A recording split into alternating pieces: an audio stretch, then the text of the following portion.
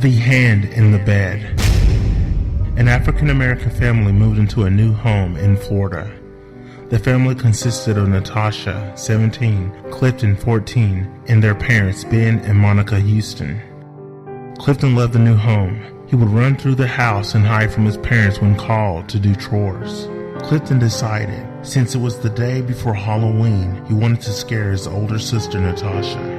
He hid in her closet, then decided to wait for her to walk into her room. As he waited, he became bored. He then went to open the closet door to leave. But as he did, he noticed a hand reaching up from under the covers of his sister's bed. Its fingers moved and started to come towards him. Clifton yelled, jumping out of the closet and running out of the bedroom. He ran to his parents' room crying and shouting, There's a ghost in Natasha's bedroom. His father asked why he was in there, and Clifton told him what he was going to do. The father went to go look, after feeling worried judging by the way his son was looking. He walked into the room and saw nothing out of place, just a well-kept room with a made bed. He went back to his room and told his son he must have been just daydreaming or thought he saw something. The boy kept telling his mother and father over and over again that a hand came out of the bed, but they would not believe him. The mother decided to keep what her son told them a secret by making him promise not to tell his sister. The parents didn't want their daughter scared of her own room or of things Clifton was saying. That night, Clifton tried to sleep. He heard his sister come in from the front door. She had been in cheerleading practice all day and hanging out with her new friends. Clifton got out of bed and peeked out his door at his sister. She rolled her eyes at him as she passed by. Clifton wanted to tell her so bad what he had encountered, but knew he would get in trouble with his parents. Instead, he asked how was her day. She smiled and said it was awesome. She thanked him with a grin as she walked into her bedroom, dropping her things on the floor and falling back on her bed with her arms out. Clifton stood in his doorway waiting for the hand to appear, or for his sister to jump out of bed screaming, but nothing happened. Natasha looked up to see her brother looking at her with large, scared eyes. She thought he was just being weird. She got out of bed and closed the door. The hallway was dark. Clifton stood in the dark, trembling, remembering everything he saw earlier that day. He then decided to go to bed. He got in bed, closed his eyes, then drifted off. Natasha took a shower, brushed her teeth, put on her nightgown, and hopped into bed. She browsed her cell phone text messages and checked out her Facebook. She then laid back and stared at the light coming from her small fish tank in the corner of her bedroom. Her eyes got heavy, then she fell asleep. As she slept, her bed started to vibrate a little, then it stopped. A lump appeared near the right side of her as her back is turned to it. The lump formed into a hand, a large hand with large fingers.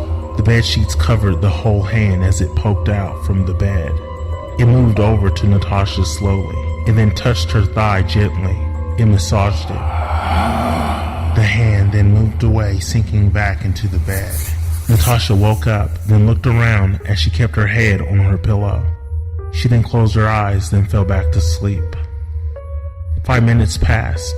The hand reappeared, emerging from the front of her and slowly making its way over to her face. It stopped, then moved away, going down underneath her blanket. The pattern of the hand is seen moving up and down her legs like some unseen entity. Natasha snapped out of her dream. She sat up in bed with her hair in her face. She tossed her blanket from her lower half. All she could see is her legs, her nightgown, and her bed sheets. She touched her legs, rubbing them. What was that? Natasha thought to herself. She knew she felt something. She thought it was something in her dream, that maybe it just felt so real it made her feel it in real life. She looked at her closet, then at the walls. She then put her head back down on her pillow. Her eyes widened as she laid there staring straight ahead. A part of her bed sheet stuck up in the shape of a person, lying right next to her. The formation of a face is seen under the covers facing her. She could see the outline of eyes, a nose, and a mouth. Natasha laid there with her heart racing, not realizing if she was awake or dreaming. She wanted to scream, but she was confused to what she was looking at in the dark. Could it be just covers bunched up, or two of her pillows she pushed together? All that didn't matter as the sheets moved where the outline of the mouth is seen, like someone was breathing. Natasha's instincts kicked in. She went to scream, but then a hand came out from the other side of the bed covering her mouth. Then another hand came up, shooting across her stomach, then pressing down. Soon, more covered hands came out grabbing her wrists, her ankles, her legs, her arms, and her neck. She screamed, and her screams were muffled as her body was being forced downward into the bed. She tried to move but couldn't. Then as she went down, she could see the sides of the bed sheets covering her. Her eyes widened as everything began to fade into darkness. And then soon, it all went black. In the morning, the Houston family always had a family breakfast before school and work. The father sat in the kitchen talking on his phone with a friend. The mother had just pulled out a pan of freshly made biscuits from the oven. Clifton came out his room. He was drowsy as he walked out into the hallway. He smelled his mother's cooking and smiled a bit. He then remembered the hand in the bed. He rubbed his eyes, then knocked on his sister's bedroom door. The door opened as he knocked. He stood there looking in. The room was quiet, with no sign of his sister, just a well-made bed, everything as it was on the day he hid in the closet, untouched.